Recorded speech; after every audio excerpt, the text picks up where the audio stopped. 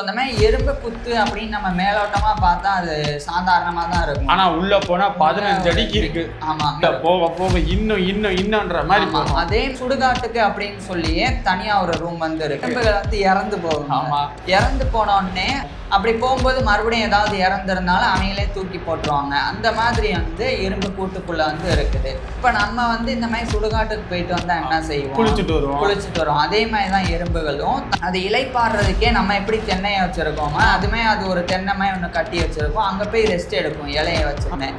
அப்ப நம்ம எறும்பு புத்து மேலேயே நடக்கிற மாதிரி வரும். கரெக்டா அது மேல கால் வச்சு ஆனா அது ஒண்ணுமே ஆகாது. அவ்வளவு ஸ்ட்ராங்கா இருக்குமா? ஸ்ட்ராங் அப்படின்றத விட அதனுடைய இன்ஜினியரிங் பழைய காலத்துல பாத்திருக்கீங்க பாலம் வந்து இப்படி ஏறி இறங்குற மாதிரி ஒரு மாதிரி வளைவாக இந்த ஒரு இன்ஜினியரிங் டெக்னாலஜியை தான் எறும்புகளும் பயன்படுத்தும். ஸோ இப்படி வேலையை ஆரம்பிச்சு ஒரு புத்தை நீங்க உடைச்சிங்கன்னா அடுத்த ஒரு நாளைக்குள்ளேயே அது வந்து மறுபடியும் கட்டி போடும். இன்னொன்னு என்னன்னா அவங்க இதுல டிராபிக் கண்ட்ரோலும் இருக்கு. இன்னும் ஒரு வழி எக்ஸிட் ஒரு வழி. இதெல்லாம் எப்படி எறும்புக்கு புரியுது?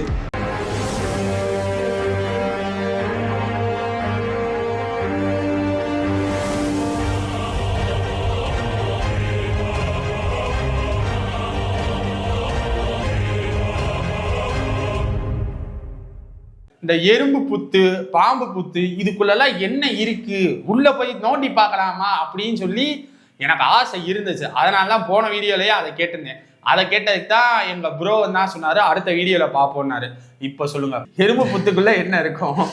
எறும்பு புத்துக்குள்ள வந்து எறும்பு தான் இருக்கும். என்ன இருக்கு இப்ப எறும்பு புத்து இருக்குல்ல, அது எவ்வளவு அடி ஆழம் இருக்கும்னு நினைக்கிறீங்க? என்னோட கணிப்புப்படி ஒரு அடி 2 அடி. கரெக்ட். ஒரு 6 இன்ச்சில் ஆரம்பிச்சு ஒரு 1.5 அடி வரைக்கும் நம்ம ஊர்ல பாக்குற எறும்புகள்லாம் இருக்கும். ஆனா நான் ஒரு வகையா அந்த லீஃப் கட்டர் ஆண்ட்ஸ் அப்படின்னு சொன்னேன்ல, இலை வெட்டி எறும்புகள், அது வந்து அதிகமா அந்த சவுத் அண்ட் சென்ட்ரல் அமெரிக்கா குறிப்பா அமேசான் காடுகள்ல வந்து இருக்கும். அதனுடைய ஆழம் மட்டுமே கிட்டத்தட்ட 15 அடி வரைக்கும் இருக்கும் எறும்பு புத்தினுடைய ஆழம். நீங்க எறும்பு புத்தோடைய மேற்பரப்பை பார்த்தா சும்மா ஒரு சின்ன புத்துமா இவ்வளவுதான் இருக்கும். அது வந்து என்ட்ரன்ஸ் தான். அந்த மண்ணுக்கு அடியில போனா அது கிட்டத்தட்ட 15 அடி ஆழம். போக போக இன்னும்ன்ற மாதிரி. அதே மாதிரி அதனுடைய அகலம் இருக்குல்ல, அது கிட்டத்தட்ட 30 இருந்து 50 அடி இருக்கும்.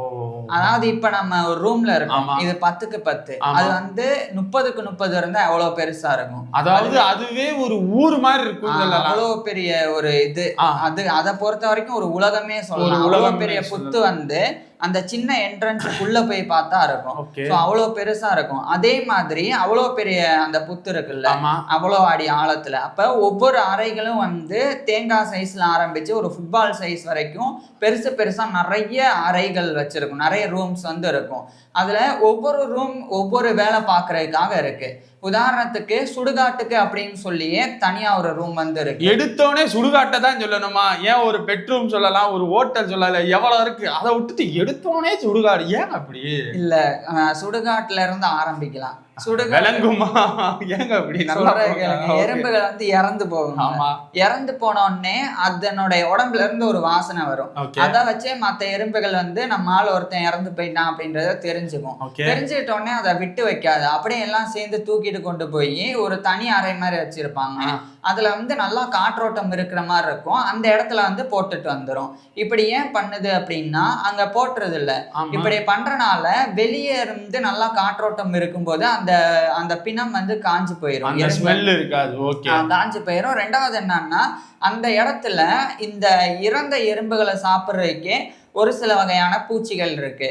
அது வந்து அதை வந்து சாப்பிட்டு போறதுக்காகவும் அது வந்து அங்க போய் போடும். பிளஸ் ஒரு வகையான பாக்டீரியாஸும் அங்கதான் வந்து உருவாகும் அந்த குறிப்பிட்ட வெப்பநிலையில தான். அதனால எறும்புகள் அங்க போய் அதை வந்து போட்டு வந்துருது. ஸோ அடுத்தடுத்து இறக்குறவங்கள அங்க போய் போட்டு வரும்போது அது அடுத்து வந்து பார்த்தா இல்லாமலே கடைசி மரியாதையை இப்படி பண்ணுறாங்க. எறும்போட வாழ்க்கையோட கடைசி மரியாதை இப்படித்தான் இருக்கும். ஆமா. இப்ப நம்ம வந்து இந்த மாதிரி சுடுகாட்டுக்கு போயிட்டு வந்தா என்ன செய்வோம்? குளிச்சுட்டு வரும். அதே மாதிரிதான் எறும்புகளும் தன்னை தானே சுத்தம் பண்ணிக்கும். நேரடியா போய் சுடுகாட்டுக்கு போயிட்டு வந்த எறும்புகள் வந்து மற்ற ராணி எறும்பு இருக்கக்கூடிய அறையிலையோ இல்லைன்னா மற்ற அந்த ஒர்க்கர்ஸ் அதே மாதிரி சின்ன சின்ன குழுக்கெல்லாம் உருவாகி இருக்கும்ல குழந்தைகள், அந்த எறும்புகள் பக்கத்திலேயே போகாது. ஃபர்ஸ்ட் அது போய் தனியா ஒரு இடத்துக்கு போய் தன்னுடைய கால் இருக்கு பாருங்க, அதுல வந்து வாய்க்குள்ள விட்டு ஒரு எச்சில வந்து எடுத்துக்கிட்டு அதனுடைய உணர்கொம்புகள் ஆண்டனா அதை வந்து சரி செய்யும்.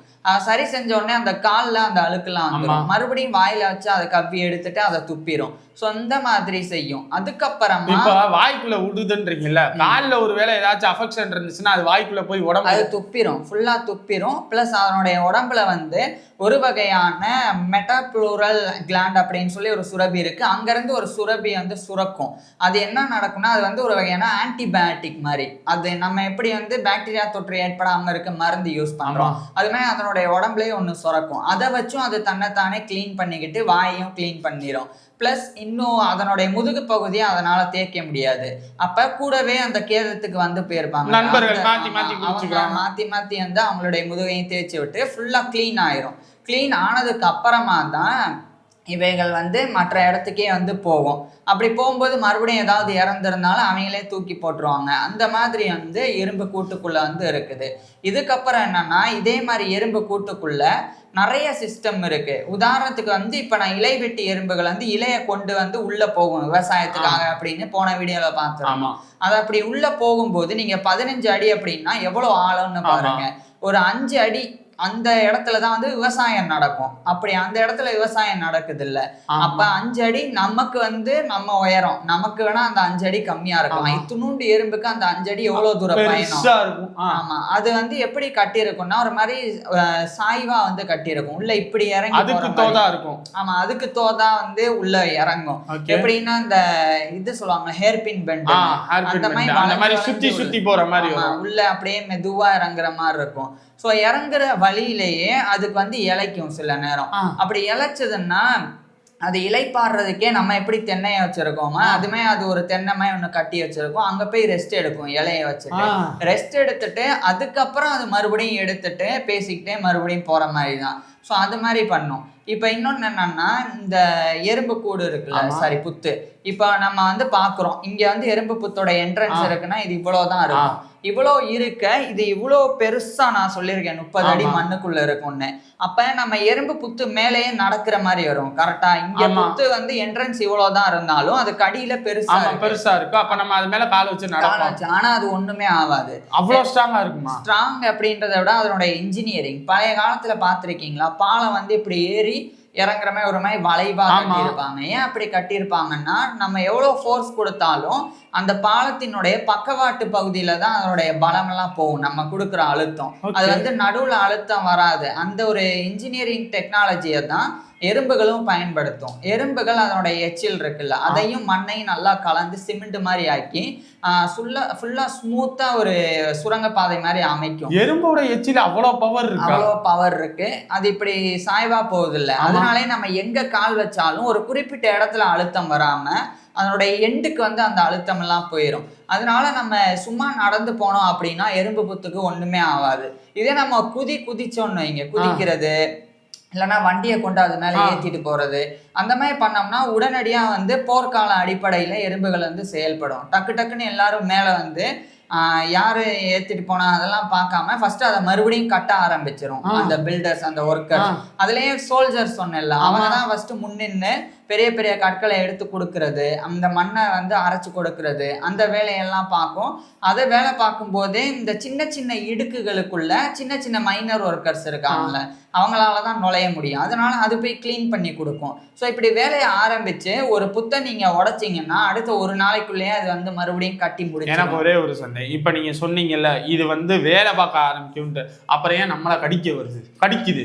ஏன் கடிக்குதுன்னா அது நம்மளை எதிரியா பாக்குது. இப்ப நம்ம வீட்டை ஏதாவது இடிச்சோம்னா அது அங்க இருந்து போகணும்னு சொல்லி நம்ம அட்டாக் பண்ணுவோம்ல, அது மாதிரிதான் அதனுடைய புத்து மேல நம்ம கால் வச்சு அதை நம்ம உடைச்சிட்டோம் அப்படின்னா டக்குன்னு அது கடிக்கிறதுக்கு காரணம் அதனுடைய புத்தை இடிச்சது நம்ம தான்னு அதுக்கு தெரியும். இன்னொன்னு என்னன்னா நம்ம டக்குன்னு கால் எடுத்து இந்த இடத்த விட்டு நகர்ந்து போகணும் அப்படின்றதுக்காகவும் அந்த சோல்ஜர்ஸ் ஒரு இண்டிகேஷன் மாதிரி இருக்கு. அதோட வேலையை ஆரம்பிக்கிறதுக்கு நம்ம தடங்களா இருக்கும், அதனால போறோம் அப்படின்றனால.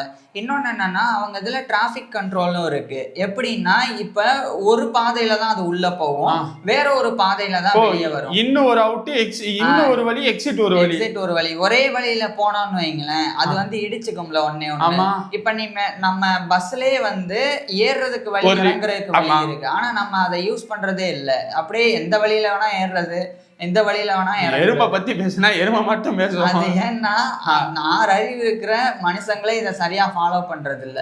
ஆனா தம்மாத்துண்டு இருக்கிற எறும்புகளுக்கு நம்ம இப்படி வந்தோம்னா இட நெரிசல் ஆகும், அப்படி நடக்க கூடாதுன்னு எக்ஸிக்யூட்டிவ்க்கு ஒரு வழி, அதே மாதிரி உள்ள நுழையிறதுக்கு ஒரு வழி. சரி, இதெல்லாம் எப்படி எறும்புக்கு புரியுது? எப்படி புரியுதுன்னா அது அந்த நேச்சுரல் இன்ஸ்டிங்க்ட் தான். இப்ப அது வந்து ஆரம்பத்துல பிறந்து அதனோட இனம் வளர ஆரம்பிக்கும்ல, வளர ஆரம்பிக்கும் போதே அது சில தடைகளை வந்து உணர்ந்திருக்கும். இப்படி உதாரணத்துக்கு இப்படி போகும்போது இன்னொரு எறும்பு இப்படி வந்து மோதி இருக்கும். அப்ப மோதல் எப்படி நடக்குது எனக்கு கேள்வியா இருந்துச்சு. சரி, நீங்களே சொல்றீங்க எறும்பு எப்படி மோதுது அப்படின்னு நான் கேட்கலான்னு வச்சிருந்தேன். அது லாஸ்டா கேட்போம், சரி இப்பே சொல்லிட்டீங்க, ஓகே சொல்லுங்க. ஆமா, அந்த மாதிரி நேருக்கு நேர் மோதிருச்சுன்னு வைங்களேன், அப்ப அதுக்கு தெரியும்ல. பிளஸ் இன்னொன்னு என்னன்னா அது வாசனையை வச்சு அதுக்கு வந்து மோப்ப சக்தி மனிதர்களை விட கிட்டத்தட்ட 100 மடங்கு ஜாஸ்தி இருக்கு சொல்லியிருந்தோம். ஆமா, அப்படி இருக்கும்போது அப்ப எறும்புகளுக்கு வந்து ரொம்ப நல்லாவே வந்து அதுக்கு முன்னாடி என்ன இருக்கு, யாரா வர்றாங்களான்னு தெரிஞ்சிடும். அப்ப எறும்புகள் வந்து இந்த பக்கமா உள்ள வந்துட்டு இருக்கும் போதே உள்ள இருக்கிற எறும்புகளுக்கு இந்த பக்கம் போக கூடாது, அது வந்து யாரோ வர்றாங்க வந்துட்டு இருக்காங்க அப்படின்னு தெரிஞ்சுதான் வேற பாதையை சூஸ். அப்படியே ஒரு சில எறும்புகள் இடிக்குதே, அது எதனால? அப்படியே ஒரு சில எலும்புகள் இடிக்குதுன்னா அது நீங்க பார்க்கும்போது இடிக்கிற மாதிரி தெரியும், ஆனா அதுக்கு பேர் இடிக்கிறது கிடையாது. நான் சொன்னேன்ல, ஒண்ணு சுத்தம் பண்றதுக்காக இடிச்சுக்கும், இல்லைன்னா சில எறும்புகள் வந்து சில எறும்புகளை வந்து அதனுடைய உடம்புல இருக்கக்கூடிய கிருமிகளை வந்து போக்குறதுக்காகவும் இந்த மாதிரி பண்ணும். அது மீறி இடிக்குதுன்னா கம்யூனிகேஷன் மிஸ்மேட்ச் தான், அது வந்து சரியா தொடர்பு கொள்ள முடியாம இடிச்சுக்குது அப்படின்னு அர்த்தம். ஸோ அந்த மாதிரி தான் நடக்குது. இன்னொன்னு என்னன்னா ஒண்ணு தொட்டு கூட உணரும், நம்ம ஆள் தானே நம்ம பக்கத்துல இருக்கிறது அப்படின்னு சொல்லி, அதுக்காகவும் ஒண்ணு பக்கத்துல வந்து அது மோதுறது கிடையாது, தொட்டுட்டு போறது. ஆனா நம்ம மேலோட்டமா பார்க்கும்போது அது வந்து ஒண்ணு மோதிக்கிற மாதிரி நமக்கு வந்து தெரியுது. ஸோ இதை வந்து பண்ணும். அதே மாதிரி இன்னொன்னு என்னன்னா சின்ன சின்ன கற்கள் இருக்குல்ல, அதாவது மண் துகள்கள், அதான் வந்து அதை வந்து எச்சிலோட கலந்து சிமெண்ட் மாதிரி மாத்தி பூசுது. அப்ப அது ரிலே மாதிரி பண்ணும். ஒரு எறும்பு வந்து ஒரு தூரத்துல இருந்து கொண்டு வந்தா இன்னொரு எறும்பு அங்க இருந்து வாங்கிட்டு போகும். இது இந்த ஒரு படத்தை நான் எக்ஸாம்பிள் சொல்லலாமா? அழகிய தமிழ் மகன் படத்துல வந்து பொங்கல் ஒரு பீஸ வந்து எறும்பு கொண்டு போகும்ல, அதுக்கும் இது கிராபிக்ஸ்ல காட்டி அது உண்மைதானா? அப்ப அதெல்லாம் உண்மை கிடையாது. ஒரு எறும்பு விட்டா இன்னொரு எறும்பு எல்லாம் பிடிக்கிறத சொல்லலங்க, அந்த முதுகுல வச்சு கொண்டு சுமந்து போறது. அது முதுகுல வச்சு சுமந்து போகாது, வாய் இருக்குல்ல அதுல வச்சுட்டு இப்படி மேல பாத்துட்டே போவோம். அது நம்ம பாக்குறதுக்கு முதுகு மேல வச்சிருக்கிற மாதிரி தோணுது.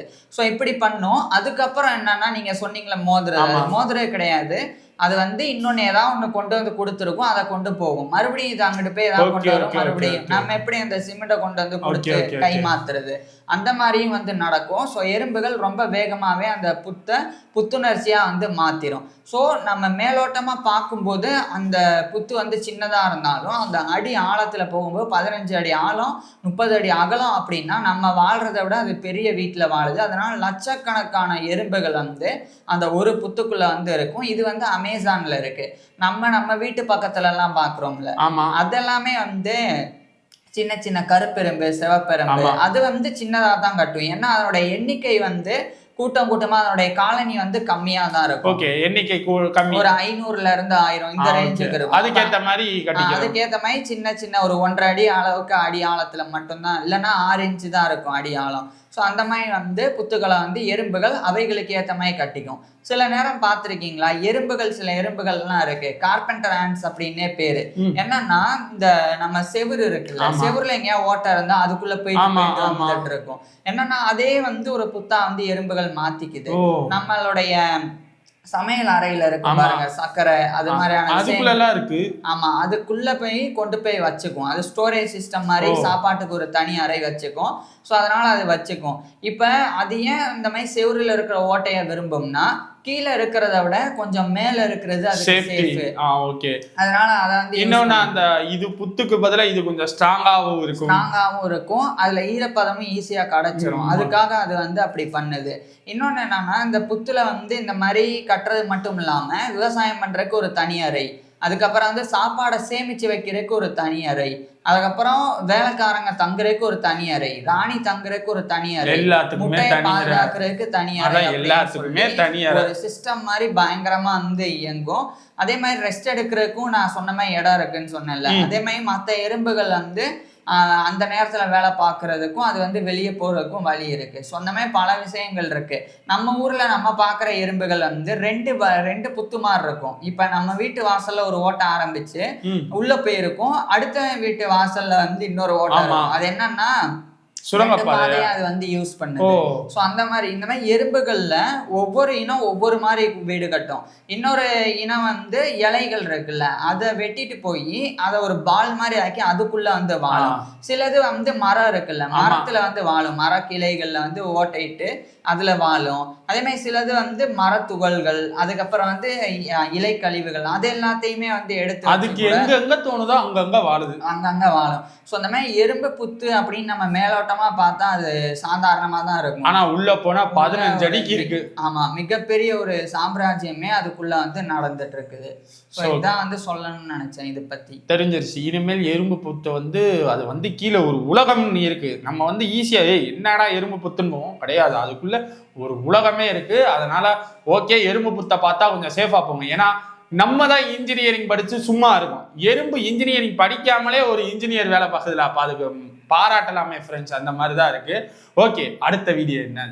அடுத்த வீடியோ எறும்புகள் பத்தி தான். ஆனா அந்த காலத்துல வாழ்ந்த எறும்புகள் பத்தி, அதாவது பிளாஷ்பேக்கு போறோம். அந்த காலத்துல எப்படி எறும்பு இருந்துச்சுன்னு சொல்லிட்டு. ஸோ கண்டிப்பா நல்ல வாழ்க்கை வாழ்ந்திருக்கும். வாழ்க்கை முறை இருக்குமா? அதை விட போர், அவங்க எப்படி போர் நடக்கும் அவங்களுக்குள்ள, ஒன்னு சண்டை, வேற ஒரு இதுக்கும், அதாவது வேற எறும்பு இனத்துக்கும் இந்த எறும்பு இனத்துக்குமே வந்து போர் நடக்கும். அந்த போர் எப்படி நடக்கும், எதனால நடக்குது, அதையும் பார்க்கலாம். அப்ப அடுத்த வீடியோல வந்து நம்ம வந்து ஒரு 1000ல் ஒருவன் அந்த மாதிரி எஃபெக்ட்ல வரப்போறோம்னு சொல்லலாம். அடுத்த வீடியோல வந்து பார்க்குறோம். உங்களுக்கு எறும்பை பத்தி ஏதாச்சும் இருந்துச்சுன்னா கீழே கமெண்ட் பண்ணுங்க. தேங்க்யூ.